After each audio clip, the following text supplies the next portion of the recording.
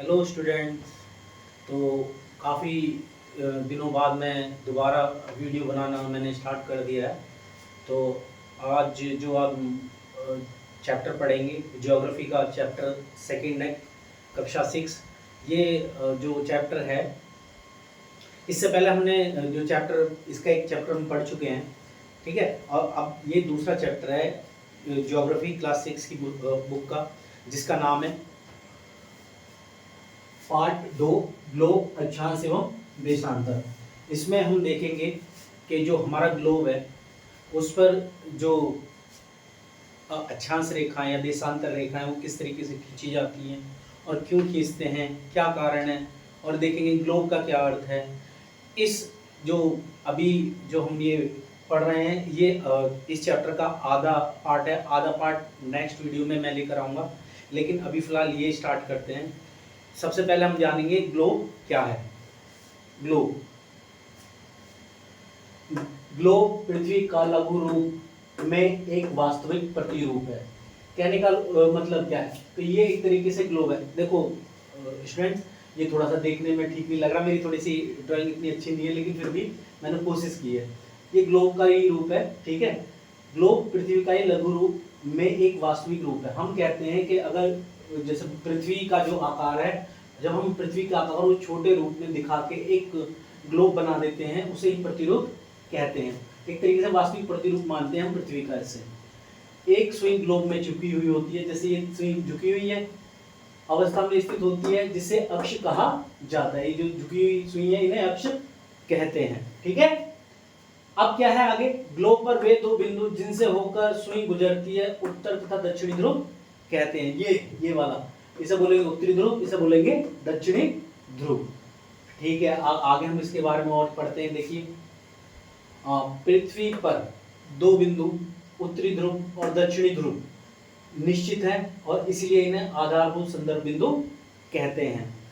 ये हम मान के चलते हैं कि पृथ्वी पर उत्तरी ध्रुव भी है और दक्षिणी ध्रुव भी है। एक्चुअल में ऐसा है नहीं, लेकिन फिर हम पृथ्वी पर दूरी को मापने के लिए ये देख लेते हैं कि ये उत्तरी ध्रुव है और दक्षिणी ध्रुव है, ठीक है। अब हम आगे चलते हैं। पृथ्वी पर दो बिंदु उत्तरी ध्रुव और दक्षिणी ध्रुव निश्चित है, और इसलिए इन्हें आधारभूत संदर्भ बिंदु कहते हैं। आगे बढ़ते हैं। अब ये नोट एक लिख रखा है, पृथ्वी पर वास्तव में ऐसी कोई सुई नहीं होती है। मैंने जो बताया आपको, ये तो खाली मैंने बोला था दूरी मापने के लिए हम इसको बनाते हैं। यह अपने अक्ष पर चारों ओर घूमती है, जो एक काल्पनिक रेखा, ये एक काल्पनिक रेखा है। मैं पहले ही बताया था ये काल्पनिक चीज है, ठीक है। अब हमने अभी तक ग्लोब के बारे में जाना, ठीक है, जिसमें ग्लोब का अर्थ और ग्लोब क्या होता है, पृथ्वी का लघु रूप होता है। पृथ्वी का क्या होता है, लघु रूप होता है, और इसकी जो एक तरीके से इसमें जो सुइयां हैं जो एक दूसरे से झुकी हुई है, उन्हें अक्ष कहा जाता है। और इसे उत्तरी ध्रुव कहेंगे इसके ऊपर वाले भाग को, और इसके दक्षिणी भाग को दक्षिणी ध्रुव कहेंगे। और ये मैंने बता दिया, पृथ्वी पर दो बिंदु उत्तरी ध्रुव और दक्षिणी ध्रुव निश्चित हैं, और इसलिए इन्हें आधारभूत संदर्भ बिंदु कहते हैं। और ये भी मैंने बता दिया कि ये सारी चीजें क्या हैं, काल्पनिक है। ये खाली एक तरीके से दूरी और दिशा का को मापने के लिए हम ये ग्लोब को बनाते हैं। अब आगे बात करते हैं विषुवत वृत्त या भूमध्य रेखा या इक्वेटर लाइन। ये जो है हमारे ग्लोब पर ही होती है, विषुवत वृत्त या भूमध्य रेखा। ये भी सेम काइंड ऑफ काल्पनिक ही है, ठीक है। आगे पढ़ते हैं, चलो। एक काल्पनिक रेखा पृथ्वी को दो बराबर भागों में बांटती है, इसे विषुवत वृत्त या भूमध्य रेखा कहा जाता है। ये जो बात हो रही है यहाँ की, ये भूमध्य रेखा है। ये काल्पनिक रेखा है जो पृथ्वी को दो बराबर भागों में बांटती है, जिसे बोलते हैं उत्तरी ध्रुव और जिसे बोलते हैं दक्षिणी ध्रुव, ठीक। आगे बात करते हैं। विषुवत वृत्त के उत्तरी भाग को उत्तरी गोलार्ध या नॉर्दर्न हेमिस्फीयर, यानी ऊपर वाले भाग को उत्तरी गोलार्ध बोलेंगे, और दक्षिणी भाग को दक्षिणी गोलार्ध, यानी नीचे वाले भाग को दक्षिणी गोलार्ध कहते हैं, ठीक है भाई, ठीक है बच्चों। आगे बात करते हैं। विषुवत वृत्त पृथ्वी पर विभिन्न स्थानों में स्थिति बताने का सबसे महत्वपूर्ण बिंदु है। ये जो विषुवत वृत्त है, ये विभिन्न स्थान पृथ्वी पर विभिन्न स्थानों की स्थिति बताने के लिए उपयोगी बिंदु साबित होता है। आगे बढ़ते हैं। विषुवत वृत्त से ध्रुवों तक स्थित सभी समांतर वृत्तों को अक्षांश या समांतर रेखाएं कहा जाता है। जो देख रहे हो ना इक्वेटर लाइन से सेम ये चल रही है, ये चल रही है रेखाएं, इसे बोलेंगे अक्षांश रेखा या समांतर रेखाएं, ठीक है। और विषुवत रेखा, विषुवत वृत्त ये हो गया, जो ये इक्वेटर लाइन है, तो भूमध्य रेखा भी बोल देते हैं इसको, ठीक है। और ये जो लाइन ऐसे चल रही है वो लैटिट्यूड भी बोलते हैं इंग्लिश में, यानी लेटी हुई रेखा। लैटिट्यूड मतलब लेटी हुई रेखा, या हिंदी में बोलेंगे अक्षांश रेखाएं कहा जाता है। फिर वही बात करेंगे, विषुवत वृत्त 0 डिग्री अक्षांश को प्रदर्शित करता है। ये जो विषुवत वृत्त है 0 डिग्री अक्षांश को प्रदर्शित करेगा। जैसे मैंने बताया, जैसे भूमध्य रेखा बोल देते हैं, या 0 डिग्री अक्षांश बोलते थे, या विषुवत वृत्त 0 डिग्री अक्षांश को प्रदर्शित करता है, ये मैंने बता दिया, ठीक है। तो अभी तक हमने क्या पढ़ा? अभी हमने पढ़ा ग्लोब का अर्थ, कि ग्लोब क्या है, ठीक है। और जैसे कि मैंने बताया, ग्लोब पृथ्वी का लघु रूप है, ठीक है, जिसमें दो सिरे होते हैं, सुइयों के 2 सिरे होते हैं, ठीक है, स्थित होते हैं, जिन्हें अक्ष कहा जाता है। और ग्लोब पर दो बिंदु होते हैं, जिन्हें उत्तरी ध्रुव और दक्षिण ध्रुव कहते हैं, ठीक है। आगे बढ़ते हैं, चलो। और फिर उसके बाद हमने ग्लोब के बाद क्या जाना, विषुवत वृत्त या भूमध्य रेखा किसे कहते हैं। जैसे कि मैंने तुमको आपको ये वाला जो एक तरीके से चित्र बनाकर बताया, ये इतना अच्छा नहीं है, लेकिन फिर भी मैंने कोशिश की अपनी तरफ से। जब ये एक तरीके से कृत्रिम कह सकते हो, ये स्थान को या ढूंढने के लिए रेखाएं बनाई जाती हैं। ये जो बीच में जो रेखा जा रही है, इसे इक्वेटर बोलेंगे, या भूमध्य रेखा बोलेंगे, या अक्षांश रेखा बोलेंगे इसको, या 0 डिग्री अक्षांश कहते हैं। अब ये यहाँ तक हमने पढ़ चुके हैं। अब हम आगे चलेंगे, आगे बात करेंगे अक्षांश रेखा की। अक्षांश रेखा किसे कहते हैं?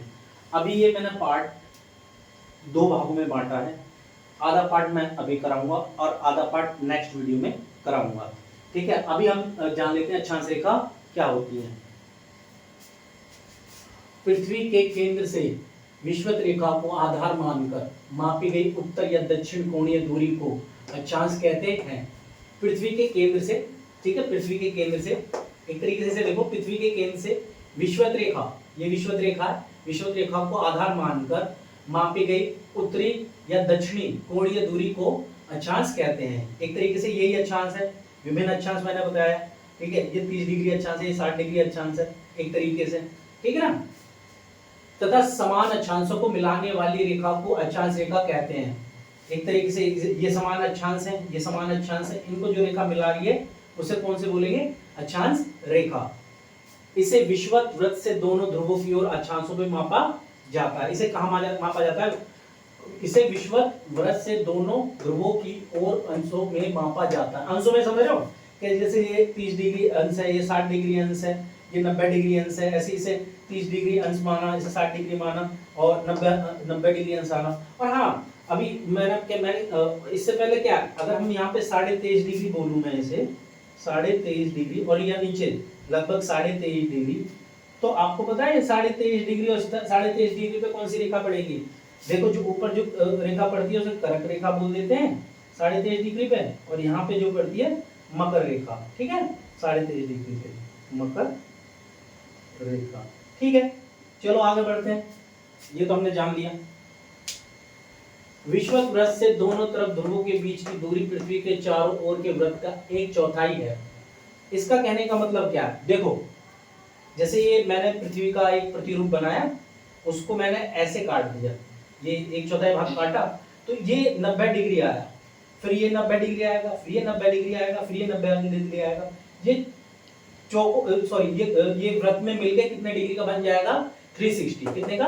360। अगर अतः इसका माप होगा 360, ठीक है, अंश का, यानी 1/4 यानी 90 अंश। ये कितने डिग्री का होगा? 90 अंश का, ठीक है बच्चों। चलिए मैं आगे बढ़ता हूँ, फिर यहां तक समझ में आ गया, ठीक है। इस प्रकार 90 डिग्री अंश उत्तरी अक्षांश उत्तर ध्रुव को दर्शाता है, यानी कि ये वाला उत्तरी अक्षांश उत्तरी ध्रुव 90 डिग्री अंश दर्शाता है उत्तरी ध्रुव को, ठीक है। और इसी प्रकार 90 डिग्री अंश दक्षिणी अक्षांश दक्षिण ध्रुव को दर्शाता है। जैसे यहाँ पे 90 डिग्री डाल देता हूँ, ये 90 डिग्री दक्षिणी अक्षांश को दर्शाएगा, ठीक है। आगे बढ़ते हैं।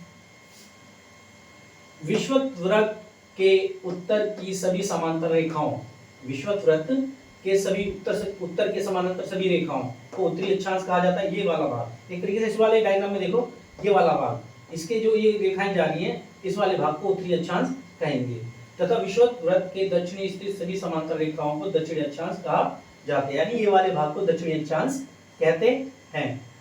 देखिए बच्चों, ये मैंने अच्छे तरीके से बताया। एक बार और अक्षांश रेखाएं देख लेते हैं। अक्षांश रेखाएं मैंने आपको पहले ही बताया, ये जो अक्षांश रेखाएं हैं ये कृत्रिम है, एक तरीके से बनावटी हैं। ये खाली दिशा, दूरी और स्थान की किसी स्थान को खोजने के लिए बनाई जाती हैं, ठीक है। अब जैसे मैंने बताया, ये पृथ्वी के केंद्र से विषुवत रेखा को आधार मानकर, ये पृथ्वी के केंद्र से विषुवत रेखा को आधार मानकर मापी गई उत्तर या दक्षिणी कोणीय दूरी को अक्षांश कहते हैं, ठीक है। तथा ये आ जाती है डेफिनेशन के अक्षांश किसे कहते हैं। तो क्या हुआ, पृथ्वी के केंद्र से विषुवत रेखा को आधार मानकर मापी गई उत्तर या दक्षिण कोणीय दूरी को अक्षांश कहते हैं, तथा समान अक्षांशों को मिलाने वाली रेखा को अक्षांश रेखा कहते हैं। इसे विषुवत वृत्त से दोनों ध्रुवों की ओर अक्षांशों में मापा जाता है, ठीक है बच्चों। चलो, आज ये मैंने इस चैप्टर का आधा भाग मैंने पढ़ाया। मैं आशा करता हूँ आपको जो मेरे द्वारा जो ये क्लास दी गई है उससे आप संतुष्ट होंगे। मैं इसी प्रकार और मेहनत करूंगा आपके लिए और अपने लिए भी, क्योंकि आप लोग, अगर मैं मेहनत करूंगा तो आप लोग मेरा चैनल सब्सक्राइब करेंगे, लाइक करेंगे। और हाँ, ये क्लास केवल 6ठी कक्षा के लिए ही नहीं है, तो लेकिन ये क्लास जो बच्चे यूपीएससी, पीसीएस की सीटेट, अब देखो जीडी की जो वैकेंसी आई हैं उनके लिए, और देखो अभी रेलवे में वैकेंसी आई है हाल ही में, उनके लिए बहुत कारगर सिद्ध होगी। वो भी इस क्लास को देख सकते हैं। तो आप लोगों से मेरा निवेदन है, आप मेरे चैनल को लाइक कीजिए, सब्सक्राइब कीजिए और शेयर कीजिए, और बेल आइकॉन को दबाना ना भूलें, ताकि आपको जल्दी से जल्दी नोटिस मिल जाए। आपका धन्यवाद। आपका दिन